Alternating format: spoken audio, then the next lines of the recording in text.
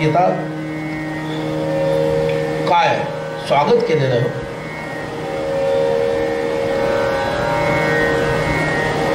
सगळीकडे पायघड्या घातलेल्या आहेत. सध्याच्या भाषेत बोलायचं तर रेड कार्पेट ट्रीटमेंट.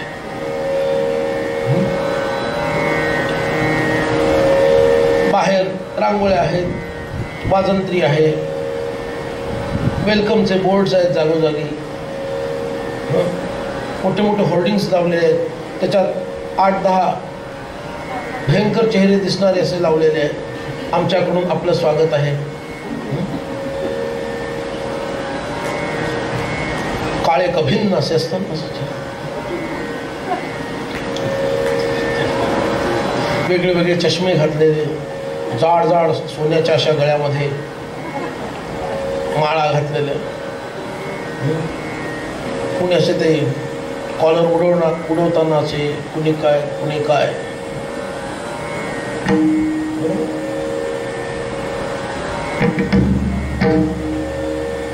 तसे सगळीकडे फोटो वगैरे लावलेले, होर्डिंग्स मोठे. आमच्याकडून आपलं स्वागत, आमच्याकडून आपलं स्वागत, you are most welcome, you are the most beloved personality वगैरे वगैरे असं बरंच काही काही लिहिलेलं. अगदी त्या लिफ्टमध्ये सुद्धा रेड कार्पेट.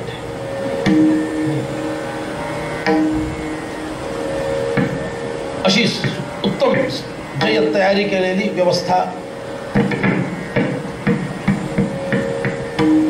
वेद म्हणणारे ब्राह्मण आहेत तिथं. श्रीकृष्णांचं प्रचंड मोठ्या स्वरूपामध्ये स्वागत केलं गेलं. श्रीकृष्णांना धन आणि मान देऊन प्रसन्न करण्याचं आडंबर रचलं गेलं.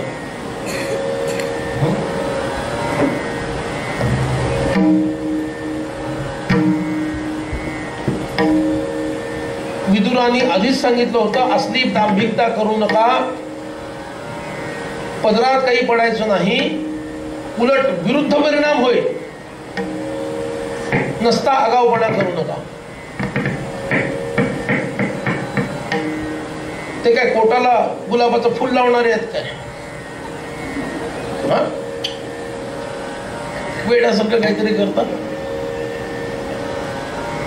त्यांना हे असल्यानं खरे फार चालतात.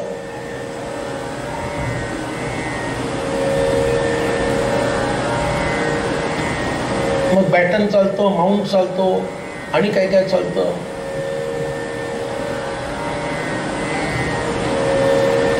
त्याला स्पष्ट जास्त बोलता येत नाही, ते फरक नाही पडणार, पण वाचालय असं कुणाला वाटायला नको. पण इतिहास तर सांगायला हवा.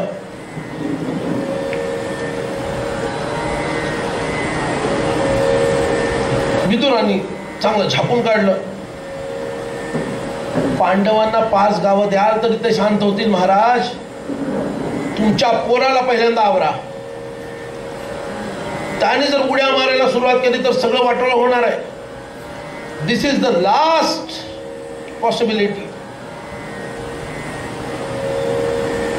श्रीकृष्ण जर हात हलवत परत गेले याचा अर्थ युद्ध निश्चित, आणि युद्ध निश्चित याचा अर्थ कौरवांचा विनाश पण निश्चित. सर्व पांडव जिवंत राहतील, श्रीकृष्ण त्यांच्या पाठीशी आहेत. आत्ता तुम्हाला सांगून ठेवतो, विदुर सांगतात, आत्ताच संधी आहे, पांडवांची सलोखा करून घ्या. सगळं व्यर्थ, काही उपयोग नाही. दुर्योधन म्हणतो, पहिल्यांदा मला विदुर काकांचं पटतंय. कशाबद्दल? धन आणि मान न देण्याबद्दल, पण कारण वेगळं आहे. यासाठी धन मान देऊ नका. श्रीकृष्णाला असं वाटेल आपण घाबरलोय, आपण घाबरलोय असं त्याला वाटतं का म्हणे, आणि असं वाटू नये म्हणून धन आणि मान देऊ नका. वा रे वा पठ्या. श्रीकृष्णांना पाहण्यासाठी सगळं नगर लोटलं. वाड्यांवरती, उंच उंच वाड्यांवरती स्त्रिया उभ्या राहिल्या, राजमार्गांवरती पुरुष उभे राहिले. सगळं भरून गेलं. आणि राजभवनातून पुढं पुढं विदूर चाललेले आहेत आणि त्या दिशेनं भगवान वेगात पावलं उचलतायत. कुंतीपाशी गेले, कारण विदुरांकडेच कुंती थांबलेली आहे ना. तिथं गेले, कुंतीने आपलं दुःख व्यक्त केलं, पण श्रीकृष्णाने तिला सांत्वना दिली, तिचं मन शांत करवलं. अडले जा कसले जाणावे, यथानुशक्ती कामास यावे, मृदू शब्द बोलत जावे, कोणी एकासी श्रीराम जय जय. मृदू शब्द बोलत जावे कोणी एकासी.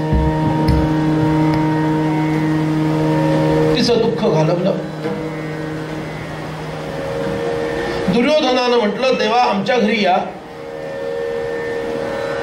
जेवणासाठी मी तुम्हाला निमंत्रण देत आहे.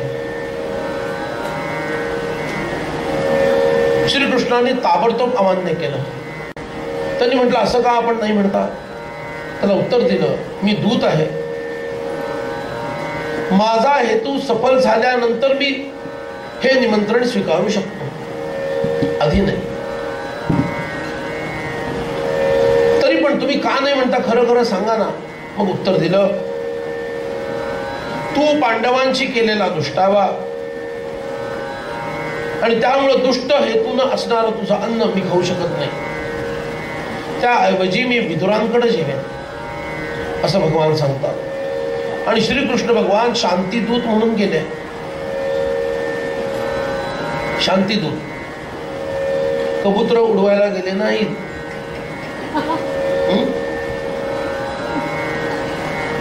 कबूतर उडवण्याची फॅशन आर्य सनातन हिंदू धर्मियांची नाही, ती वेगळी परंपरा आहे. आणि ते जा ती त्याहून वेगळी परंपरा आहे. असते नसते उद्योग आपल्याला करायचं नाहीये, भगवंतांनी आधीच सांगून ठेवलं. शांतीदूत आहेत याचा अर्थ वाटेल तो कॉम्प्रोमाइज करून शांती मिळवा असा नाहीये.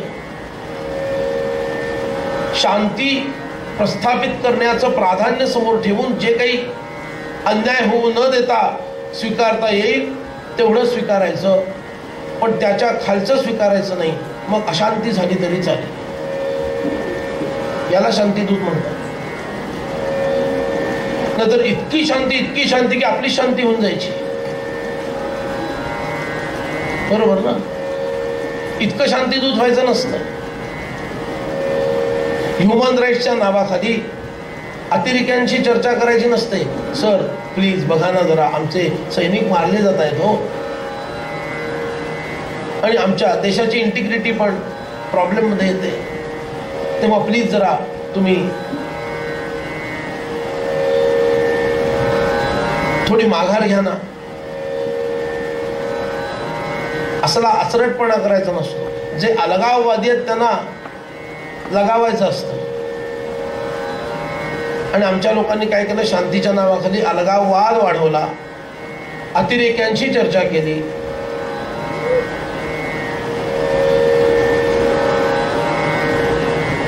शांतीदूत म्हणजे भगवान श्रीकृष्ण कसे वागले, हनुमान कसे वागले आणि उचित संदेश कसा द्यायला हवा हे लक्षात घ्यायला पाहिजे. हनुमंतांनी तर लंकाच जाळली, जाऊ दे म्हणाले, ऐकत नाहीत ना, भोगा कर्माची फळ, तुमचीच शांती करून टाकतो. शांतीचा प्रस्ताव याचा अर्थ तुम्ही निस्तेज आहात असं वाटतं कामा नये समोरच्याला. तुम्हाला शांती प्रिय आहे याचा अर्थ तुम्ही निस्तेज नाही आहात. आपली तेजस्विता टिकवून शांती अबाधित राखता आली तर ठीक, नाहीतर शांतीच्या ठिकाणी आपल्याला जे करायचं ते आपण करायचं. आता बघूया काय करतात. चाललंय, एक आठवडा होऊन गेला, अजून काही विशेष हाताला लागलेलं नाहीये. अपेक्षित तर भरपूर आहे. बघूया अजून 2-4 दिवसात काही कळतंय का कबूतर उडवण्याची सोय व्यवस्था लावतात बघायचं. शांतीदूत म्हणून भगवान गेले, सभेमध्ये उभे राहिले. धृतराष्ट्र, सगळे लोक आहेत बरं, भीष्म, कृप, द्रोण, अश्वत्थामा, सगळे दिग्गज आहेत. मी पांडवांकडून शांतीचा प्रस्ताव घेऊन आलोय. बोलण्याची सुरुवात अशी करायची असते. शेवटी जे मिळवायचं तेच मिळवायचं असतं. मी पांडवांकडून शांतीचा प्रस्ताव घेऊन आलो आहे.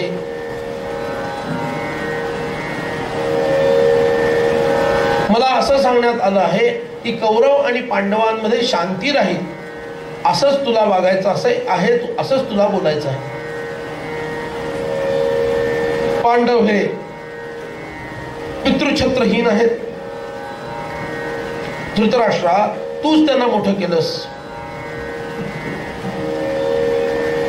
तेव्हा पांडवांचं पितृत्व सुद्धा तुलाच स्वीकारायचं आहे. आत्ताही पांडव जिंकोत अथवा कौरव जिंकोत, कोणीही जरी जिंकलं तरी हानी तुझी आहे राजा, हे तू लक्षात घे. आणि म्हणून युद्ध जितकं टाळता येणं शक्य आहे तेवढं टाळ. काही लोकांना हे बोलणं रटाळ वाटेल. युद्ध जितकं टाळता येईल तेवढं टाळ, पण हे थोडं रटाळ आहे असं वाटेल. पण सुरुवात अशीच, अरे त्यांनीच ठरवलंय संपवायचं, सुरुवात अशीच करायची असते.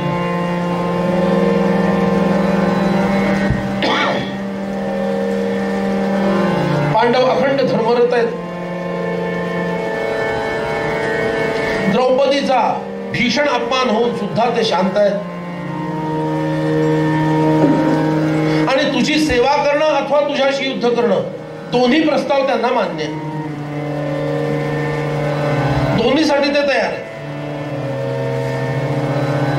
भगवान परशुराम आले. परशुराम भगवान की, काय दिवस साधून आले हो. भगवान परशुराम बरोबर दिवस साधून आले आज.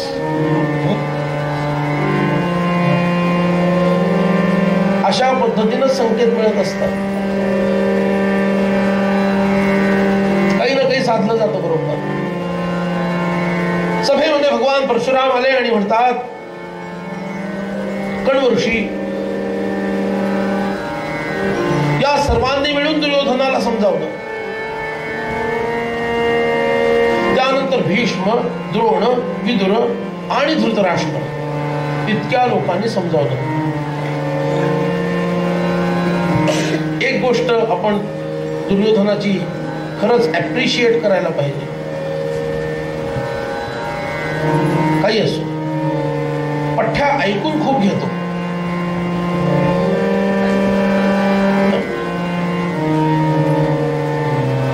त्याच्या एवढं तुम्ही ऐकू शकत नाही बरं.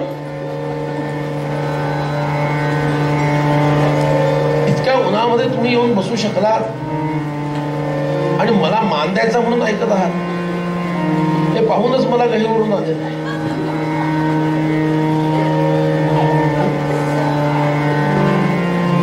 पण दुर्योधना एवढी आपली कपॅसिटी नाही ऐकण्याची. अरे किती लोकांचं ऐकावं, एका पाठोपाठ एक झाला की दुसरा बोलतो, दुसरा झाला की 6 जणांनी सांगितलं. पण एकच सांगितलं जे सगळं त्याच्या मनाच्या विरुद्ध आहे. सगळं त्याच्या मनाच्या विरुद्ध आहे.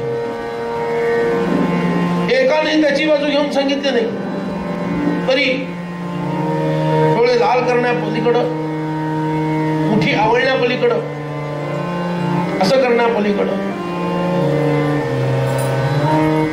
No reaction. किती ऐकावं एखाद्याने. तुम्ही पण त्याचा हात धरू शकत नाही. इतकं ऐकवलं, इतकं ऐकवलं. सगळं ऐकून झाल्यानंतर आता त्याची रिॲक्शन बघावी ना. 6 जणांनी सांगितलंय, पल्लेदार सांगितलंय सगळं. महाभारतातले संवाद म्हणजे इथं सुरू झाला की कितव्या पानावर संपणार सांगता येत नाही. व्यासांची प्रतिभा. तर बोलणारे सगळे ऋषी आणि राजर्षीच. तुमच्या आमच्यासारख्या सामान्य लोकांचा विषय नाही तो. आपल्याला ऐकायला मिळतं हेच आपलं भाग्य आहे. इतकं सगळं झाल्यानंतर सगळेजण त्याच्याकडे बघतायत. हा आता काय म्हणतोय हा. त्याच्या लक्षात आलं की बऱ्याच जणांचं बोलून झालंय वाटतं आता. No it is time for me to react. त्यांनी काय म्हणावं, एका वाक्यात म्हणाला, मी पांडवांना राज्य देत नाही, संपला विषय. इतका सगळा उपदेश पाण्यामध्ये. 7च्या 7 दिवस सगळे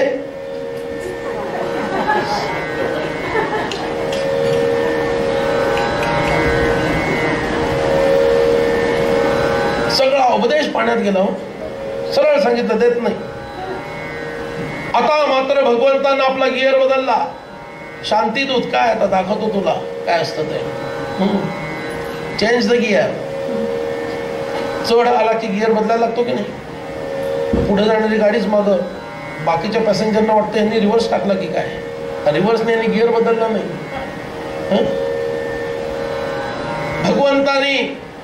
भगवंताचे डोळे लाल व्हायला लागले. उल्लेख आहे रक्ताक्ष. भगवंताचे डोळे लाल झाले. भगवान क्रोधायमान झाले आणि पांडवांच्या विरुद्ध दुर्योधनानं काय काय अपकृत्य केली याचा मोठाचा मोठा पाढा वाचून दाखवला. अगदी भीमाला लहानपणापासून जे काही त्रास दिलेला आहे, त्याला साप काय डसवला, त्याला विष काय खायला घातलं, त्याला पाण्यात फेकून काय दिलं,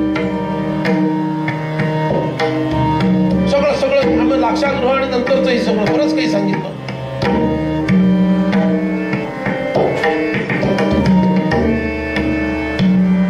दुःशासन दुर्योधनाला म्हणतो, अरे हे सर्व कुरुश्रेष्ठ पांडवाधीन आहेत, पांडवांचे पक्षपाती आहेत. दुर्योधना आपल्याला हे पांडवांच्या अधीन करतील की काय असं वाटायला लागलं. असं दुःशासन दुर्योधनाला म्हणतो. दुर्योधन चिडतो आणि सभेतून बाहेर जायला निघतो. भगवान श्रीकृष्ण चिडतात. हा झालं याच्याशी गोडगोड बोलणं.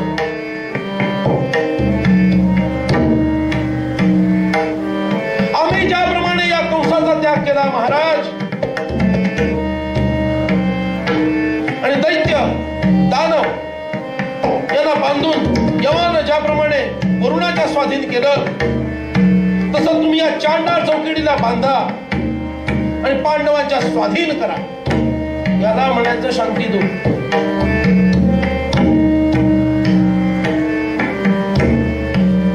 खरा हा शांतीदूत. चांडाळ चौकडीला बांधून येतात, पांडवांच्या स्वाधीन केलं की जगात सगळीकडे शांतता नांदणार आहे. महाराज हे तुम्हाला करावं लागेल. आणि पुन्हा तो श्लोक सांगितला,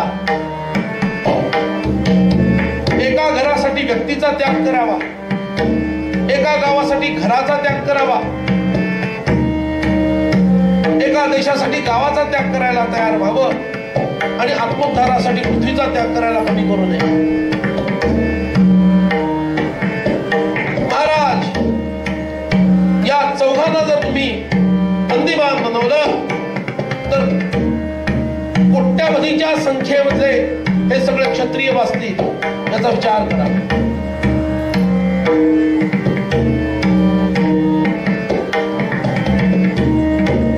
हाच शांती प्रस्ताव बरोबर आहे ना.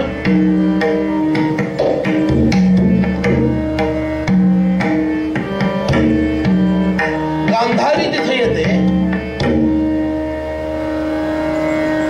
ती सुद्धा दुर्योधनाला उपदेश करते. ती येते म्हणजे तिला यायला सांगितलं, बाई तू ये आणि तू तुझ्या लेकाला जरा समजावून सांग, तुम्हारा राजा बेटा उसे समजाव. तिनं परोपरीनं समजावलं. अजिबात ऐकायला पठ्या तयार नाही.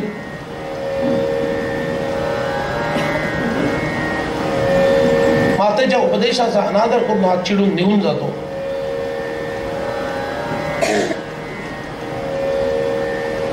उरलेल्या चांडाळ चौकडीतल्या लोकांनी श्रीकृष्णाला बांधण्याचा विचार केला. यालाच बंदी बनवूया. हनुमान आणि श्रीकृष्ण बघा, कंपॅरिझन. फक्त एकच फरक आहे, यांना शेपूट नसल्यामुळे जाळपोळ केली नाही. एवढाच काय तो फरक आहे. यांना पाडण्याचा प्रयत्न केला, पण इंगितज्ञ असणारे सात्यकी आणि अन्यही काही लोक यांना कट समजला काय आहे तो, त्याचा अनुमान करून हार्दिक्याबरोबर कृतवर्म्यानं सगळं सैन्य आधीच आणून ठेवलं. आणि त्या सभेमध्ये हे सैन्य कसं घुसवलं गेलं त्यांनाही कळलं नाही.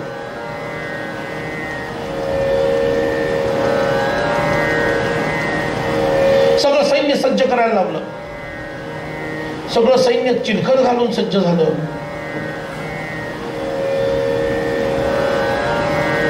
आणि सात्यकीने सांगितलं, लक्षावधीची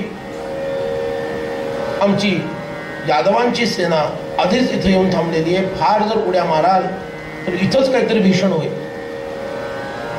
शांती प्रस्ताव राहिला बाजूला. शांती मेन नाही, जानती म्हणायची वेळ आहे. इथंच कुरुक्षेत्रावर झाल्यापेक्षा इथं झालेलं चालणार आहे का तुम्हाला? निघून जाणाऱ्या दुर्योधनाला विदुराने इशारा दिला. धृतराष्ट्र आणि विदुर दोघं मिळून याला वठणीवर आणण्याचा प्रयत्न करतायत.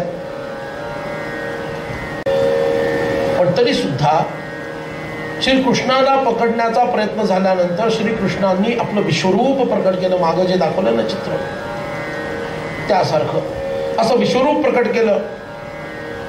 अंगातून भगवंताच्या ठिणग्या पडायला लागल्या आणि अचानक दिव्य दर्शन भगवंताचं घडायला लागलं. भगवंताच्या ललाटाच्या ठिकाणी भगवान ब्रह्मदेव आहेत. त्याच्या वक्षस्थानावरती रुद्र आहे, आदित्य आहे, साध्य वसु, अश्विनी कुमार, यक्ष, किंकर, गंधर्व या सर्वांची दिव्य दर्शन व्हायला लागली. भगवंताच्या उजव्या बाजूला उजव्या हातापाशी अर्जुन आहे, अर्जुन दिसायला लागला. डाव्या हाताशी बलराम दिसायला लागले आणि त्यांच्या मागं भीम, युधिष्ठिर, नकुल, सहदेव यांचं दर्शन व्हायला लागलं. प्रद्युम्न दिसायला लागला आणि भगवंताच्या समक्ष अनेक दिव्य आयुध प्रकट झाली.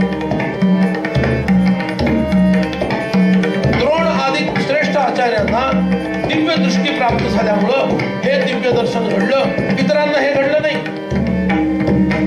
इतरांना हे दिव्य दर्शन नाही घडलं. इतरांसाठी श्रीकृष्ण कधी गायब झाले माहीतच नाही. यांच्या साह्यानं, या गोपाळांच्या सेनेच्या साह्यानं कधी तिथून निघून गेले काही कळायला मार्ग नाही. आणि अन्य जणांना हे पाहता आलं नाही. कृष्ण अदृश्य झाले आणि ऋषीमुनींनी भगवंताची अपार स्तुती केली. श्याम सुंदर, श्याम सुंदर, श्याम सुंदर पाहिमा, श्याम सुंदर, श्याम सुंदर, श्याम सुंदर रक्षमा. श्याम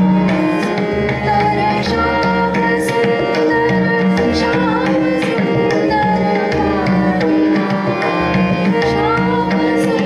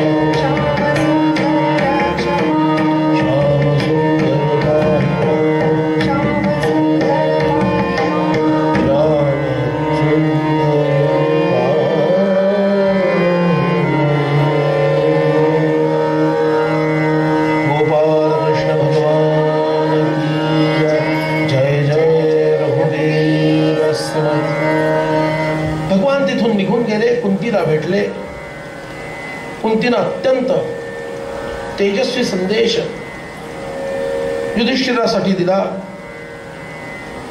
तुझी दृष्टी क्षत्रियोचित असावी.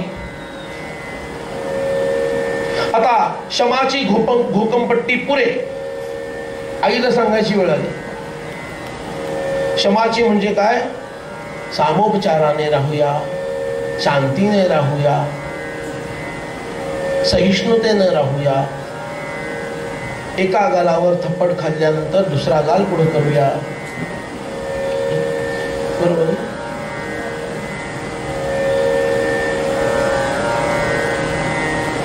अमुक लोकांनी हिंदूंना मारायचं जरी ठरवलं तर हिंदूंनी शांतीच्या मार्गानेच मार खात राहावं. त्यामुळं आपली अक्षय कीर्ती स्वर्गामध्ये पसरेल. आता फार झालं बाबा. कुंतीनं चांगलं ठणकावून सांगितलं आणि विदुला आणि तिचा पुत्र संजय यांची एक दिव्य कथा सांगितली.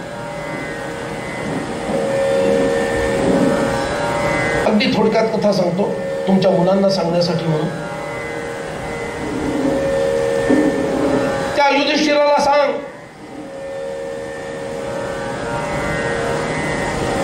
विदुला नावाची एक क्षत्राणी होती. तिचा पती लवकर मरण पावला. तिनं आपल्या मुलाला संजयाला, इथेही संजयच आहे बघा, या संजयाला वाढवलं, प्रेमपूर्वक वाढवलं. तो मोठा झाल्यानंतर आपल्या पित्यासारखं नाव कमवेल असं तिला वाटलं. त्यासाठी त्यानं त्याला वाढवलं. आणि त्याच्या जीवनात तरुण होता. त्याच्या जीवनातील पहिली लढाई, माझा मुलगा पहिल्यांदा लढण्यासाठी चाललेला आहे, हे भगवंता त्याला यशस्वी बनव. आणि अगदी जर प्रतिकूलता असेल, पाठ दाखवून शत्रूला हा न येवो परत, अशी प्रार्थना केली. त्याला ओवाळलं आणि त्याला युद्धभूमीवर पाठवलं. युद्धाचं ट्रेनिंग घेणं वेगळं आणि प्रत्यक्ष युद्ध वेगळं. बरोबर ना? आणि त्या प्रत्यक्ष लढाईमध्ये त्याची भंबेरी उडाली. कशी तलवार चालवली जाते, कशी मुंडकी उडतात, कशी माणसं मरतात बघून तो घाबरून गेला. आणि घाबरून जो गेला, स्वतःच्या घोड्याला टाच मारून उलटा फिरवून थेट राज्यात परत आला. युद्ध चालू आहे तिकडं. हा घाबरलेला परत आला, शस्त्रास्त्र काढली आणि स्वतःच्या खोलीत जाऊन दार बंद करून बसला. त्याच्या आईला विदुलेला कळलं की हा अर्धवट युद्ध सोडून घाबरून पळून पळत आला. तिला असह्य झालं. ती त्याच्या कक्षापाशी आली. दार आतून बंद आहे. कडाडून बोलायला लागली,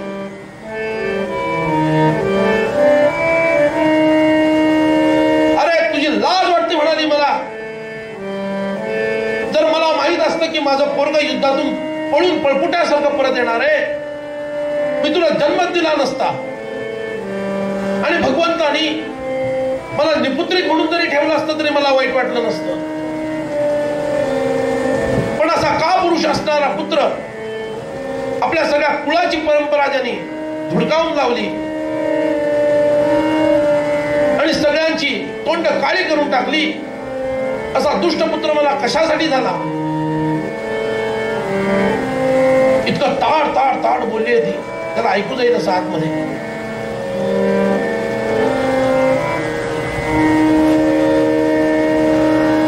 अरे आम्ही आमच्या बाळाला दूध यासाठी पाजतो की एक दिवस त्यांनी युद्धामध्ये विजय मिळवावा, एकतर विजय होऊन परत यावं, नाहीतर स्वर्ग प्राप्ती करून घ्यावी. आणि असला कसला तू मला जन्माला आलास? ना तुझ्या पित्याकडे अशी परंपरा आहे, ना तुझ्या मातेच्या म्हणजे मामाच्या कुळामध्ये असली परंपरा आहे. हा आता आठवलं, चुकून एकदा तू खूप लहान असताना रडत होतास, मी जवळ नव्हते म्हणून एका दासीनं तुला पाजलं अंगावर. मी तिला ओरडलं, म्हटलं असं करायचं नाही, क्षत्रियाच्या पोराला असं दुसऱ्याचं दूध द्यायचं नाही. त्याचाच परिणाम मला दिसतोय, त्याचाच हा परिणाम मला असं वाटतं, आणि त्यामुळे तू असं वागत आहेस. धिक्कार असो अशा पोराचा. परत तुझं हे हरलेलं तोंड मला दाखवू नको, पाठ दाखवणारं तोंड मला दाखवू नको, असा तोंड लपून बसून राहा. ती बोलतच आहे, बोलत. तिला काही असह्य झालेलं आहे, दुःख.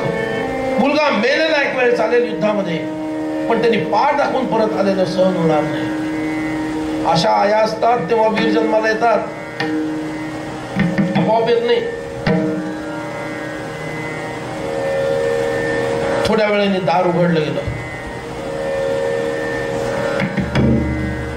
मान खाली घातलेला हा संजय आईकडे न पाहता तसा पुढे निघून गेला. शस्त्रागारामध्ये गेला, चिलखत वगैरे चढवलं, सगळी शस्त्र हातामध्ये घेतली. रथागारामध्ये गेला, रथ घेतला, आणि जे तो युद्धाला गेला, युद्ध जिंकूनच समोर परत आला, आईच्या समोर उभा राहिला.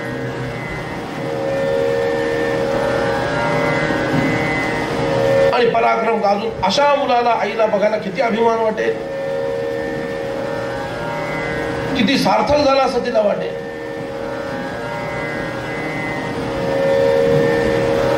अशी कथा या सामोपचाराचं अतिरिक्त खूळ घातलेल्या डोक्यात या माझ्या पोराला ऐकव, असं कुंतीने तळजळीत उपदेश केलेला आहे युधिष्ठिरासाठी.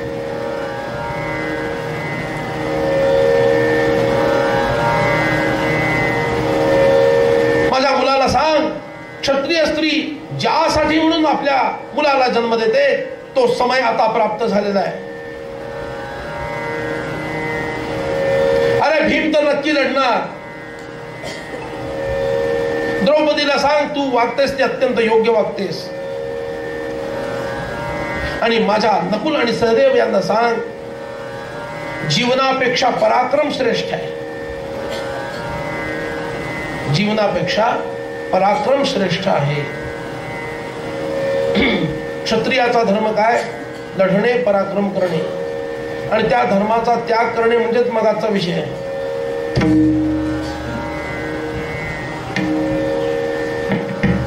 तो धर्म त्यागता कामा नये, असा जळजळीत उपदेश केलेला आहे. भगवान म्हणाले, सांगतो हाच उपदेश तुझ्याच वाणीमध्ये तुझ्या पोरांना सांगतो. आणि भगवान निघण्याच्या आधी एक काडी टाकून मस्त निघालेले. शत्रूला दुर्बल बनवणं हे राजनीतिज्ञाचं काम आहे.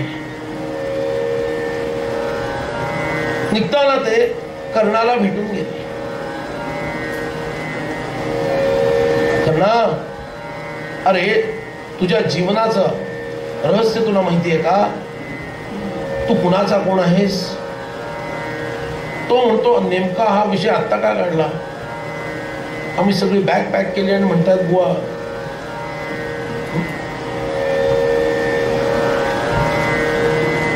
सांगतो म्हणाले.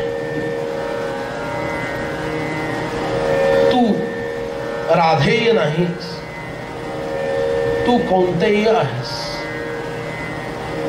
काय आहेस तू? कौंतेय आहेस. आणि फक्त कौंतेय नाहीस, प्रथम कौंतेय आहेस. युधिष्ठिरापेक्षा कितीतरी मोठा तू आहेस वयाने.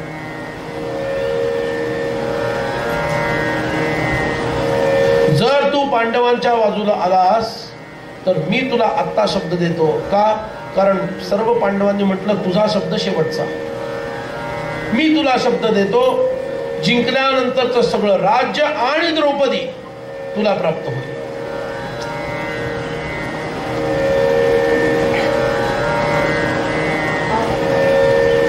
दुर्योधनाचा त्याग कर.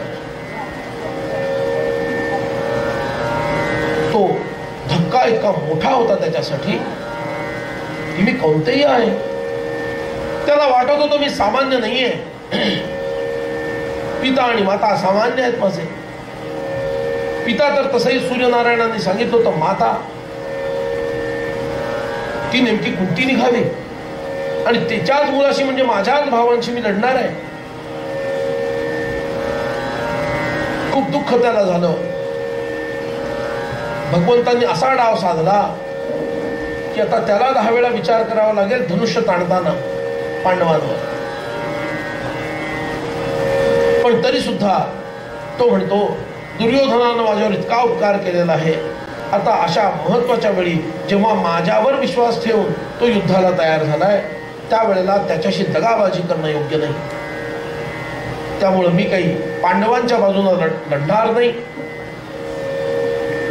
असा नकार दिल्यानंतर भगवान म्हणतात अर्जुन आणि मी एकत्र येणं याचा अर्थ विजय. यत्र योगेश्वर कृष्णो यत्र पार्थो धनुर्धरः तत्र श्रीर्विजयो भूतिर्ध्रुवा नीतिर्मतिर्मम. तिथंच विजय आहे. जिथं अर्जुन आणि श्रीकृष्ण एकत्र आहेत तिथंच विजय आहे. आणि अर्जुनाच्या रथावर बसलेला तो उग्र कपी आहे ना, तो काही साधा सुद्धा नाहीये. त्याला हरणं हा विषय माहिती नाही. त्या उग्र कपीचा स्वभावच हा आहे की तो जिथं जातो तिथं विजयच करून टाकतो. आता मागच्या अवतारात सगळं आठवतंय त्यांना काय काय झालंय ते. त्या कपीचा स्वभाव ही तसाच आहे. तेव्हा अजून विचार कर, तो महाविनाशक आणि अपराजित आहे. आजपर्यंत तो कधी कोणाशी हरलेला नाही. आणि महाविनाशक असा आहे का, लंका जाळली, इतके राक्षस संपवले, असा तो भयंकर आहे. तरी सुद्धा कर्ण तयार होत नाही. पण भगवंताला लक्षात आलं आपलं काम झालेलं आहे. त्याच्या मनामध्ये ते जे बीज टाकलं की तू कोणतेही आहेस, आपलं बरंचसं काम झालेलं आहे. भगवान म्हणाले ठीक आहे करणा, शेवटी तुझा निर्णय, सी यू सून, असं म्हणून भगवान निघाले. आणि आता युद्ध जवळ आलेलं पाहून कुंतीला राहावेना आणि म्हणून ती कर्णाचा वेळ घेते आणि कर्णाला भेटते, रहस्य उद्घाटन करते जे रहस्य राहिलंच नाही. पण तिच्या बोलण्यामुळे कर्ण अविचल राहतो. तिच्या त्या सांगण्याचा परिणाम त्याच्यावर होत नाही. पण कर्ण एक शब्द देतो, माझं शत्रुत्व अर्जुनाशी आहे. तेव्हा तुझे 4 अन्य पुत्र जिवंत राहतील, पण अर्जुनाला मी मारल्याशिवाय राहणार नाही. एकूण काय संख्या 5 शिल्लक राहील. एकतर कर्णासहित 5 पांडव किंवा कर्णाशिवाय 5 पांडव. कर्ण असेल तर अर्जुन नसेल, अर्जुन असेल तर कर्ण नसेल. असं म्हणून दुःखी झालेली कुंती निराश होऊन परत येते. इकडं भगवान श्रीकृष्ण युधिष्ठिराकडे परत येतात, सर्व वृत्तांत सांगतात. कुणी कुणी दुर्योधनाला कसा कसा उपदेश केला हेही सांगतात. आणि हेही सांगतात युद्धा वाचून युधिष्ठिरा तुला तुझं राज्य मिळणार नाही.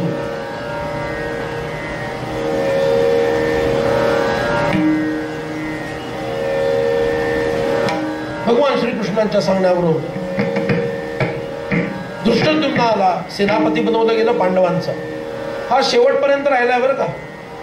अगदी शेवटच्या दिवशी मारला गेलाय. अगदी शेवटच्या दिवशी पांडवांनी सेनापती बदललाच नाही, कारण तो मेलाच नाही.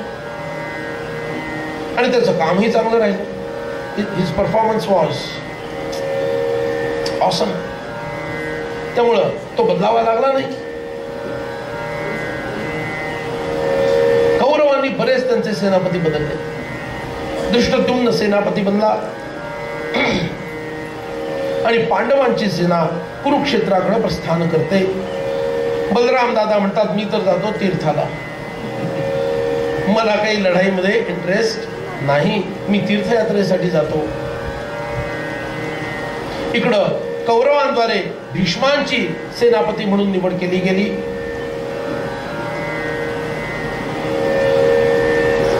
रुक्मी दोन्हीकडे गेला. रुक्मिणीचा भाऊ आधी पांडवांकडे गेला आणि म्हणाला, युधिष्ठिरा तू निर्भय हो, माझी प्रचंड सेना तुला मदत करायला तयार आहे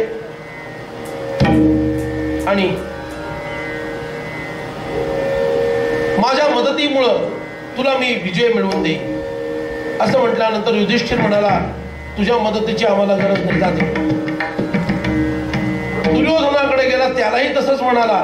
दुर्योधनाने म्हटलं, तुझ्या मदतीची आम्हालाही गरज नाही, जा परत. एकमेव रुक्मी असा होता की जो या युद्धामध्ये भाग न घेणारा होता, म्हणून त्याला नंतर बलरामांनी संपवलं. डोक्यामध्ये सोन्याची लगडच घातली त्याच्या. ते बलराम आहेत आणि त्याला संपवला. आणि उलुकाला पांडवांच्या सभेमध्ये पाठवण्यात आलं आणि दुर्योधनानं त्याच्या माध्यमातून पांडवांना आणि कृष्णांना डिवचलंय. हिम्मत असेल तर लढा वगैरे वगैरे. पांडवांनी सुद्धा त्याचप्रमाणे उत्तरं दिली, प्रत्युत्तरं दिली.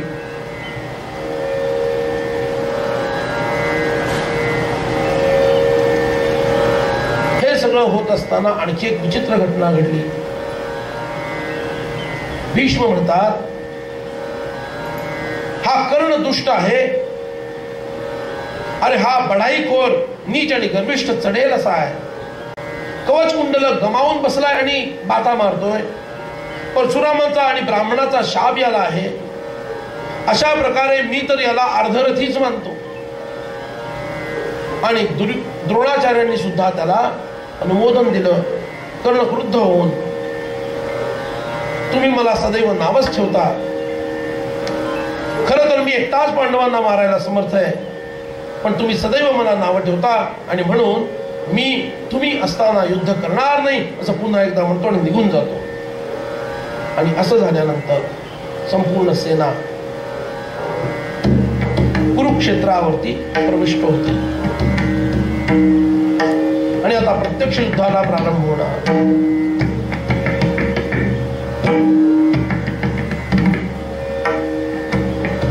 तत्र भेरी सहस्राणि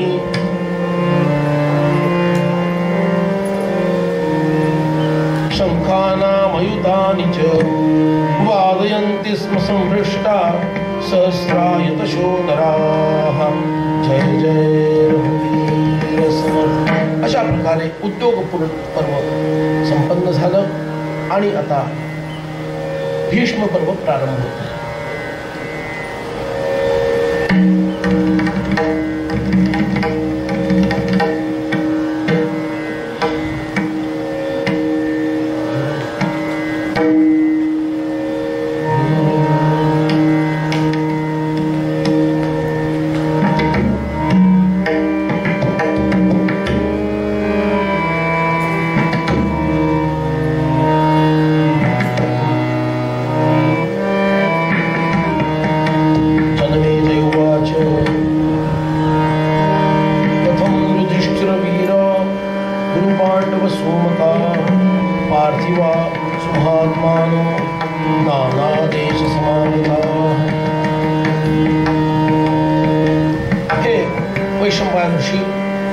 आम्हाला कुरुक्षेत्रावरील युद्धाबद्दल सविस्तर सांगावं अशी जन्मेजय प्रार्थना करतो.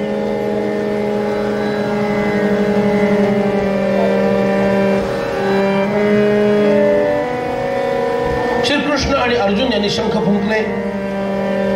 भयंकर उत्पात व्हायला प्रारंभ झाला. रक्त आणि मांसाचा पाऊस पडायला लागला.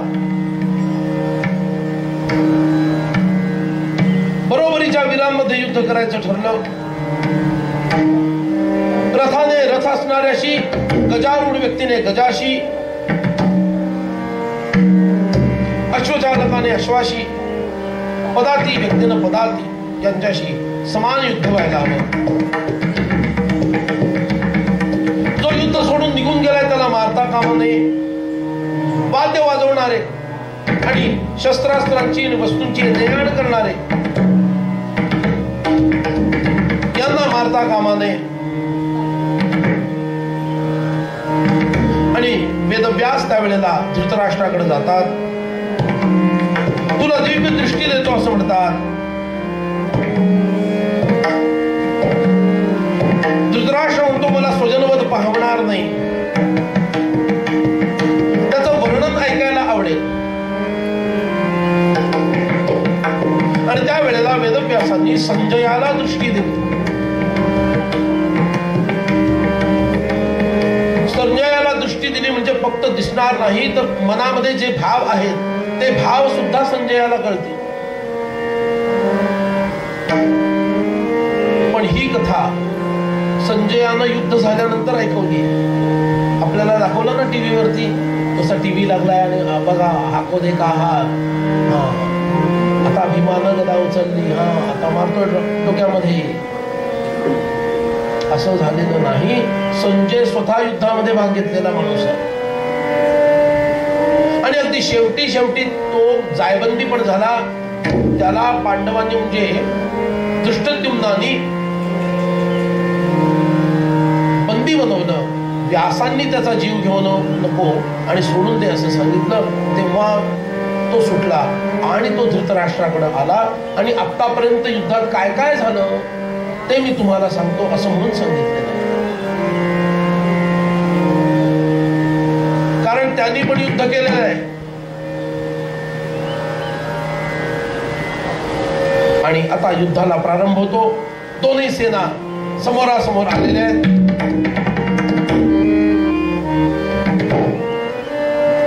युधिष्ठिर भीष्म रक्षित भयंकर विशाल सेना पाहून विमनस्क होतो. अर्जुनानं सांगतो केलं दादा काळजी करू नको मी आहे. आता मी आहे म्हणणाऱ्याचं काय होतंय बघा. दादा तू काळजी करू नको, एवढी मोठी सेना पाहून घाबरू नको, मी आहे, मी सहाय्य करतो. आणि आपल्याकडे भगवान श्रीकृष्ण आहेत. त्याच्या योगानंच आपल्याला विजय मिळणार आहे. भगवान ब्रह्मदेवांचं असं म्हणणं आहे विजयाकांक्षी व्यक्तीनं सत्य, करुणा, धर्म आणि उद्योग या 4 गोष्टींच्या माध्यमातून विजय प्राप्त करावा. कोणत्या 4 गोष्टी? पहिलं सत्य, दुसरं करुणा, तिसरा धर्म आणि चौथा उद्योग म्हणजे प्रयत्न.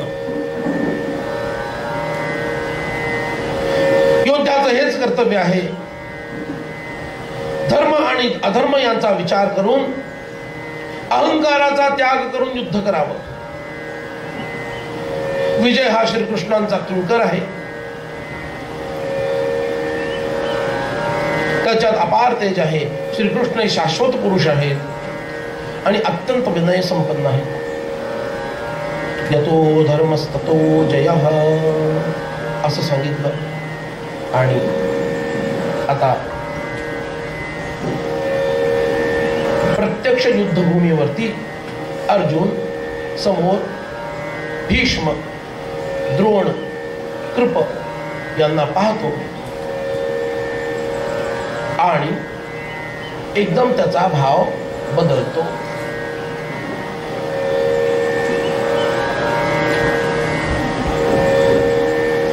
त्याचा भाव एकदम बदलतो.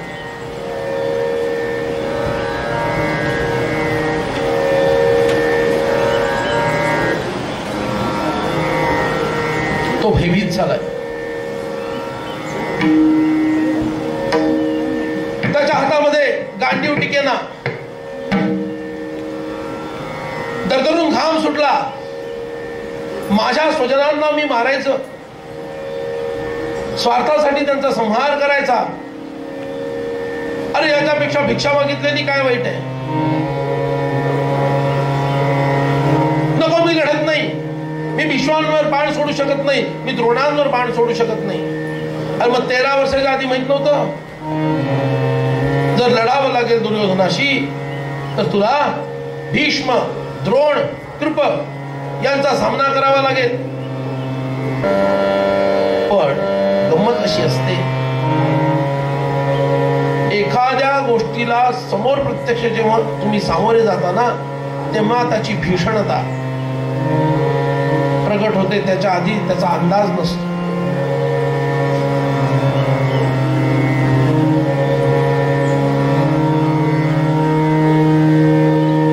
त्याला भय वाटायला लागलं.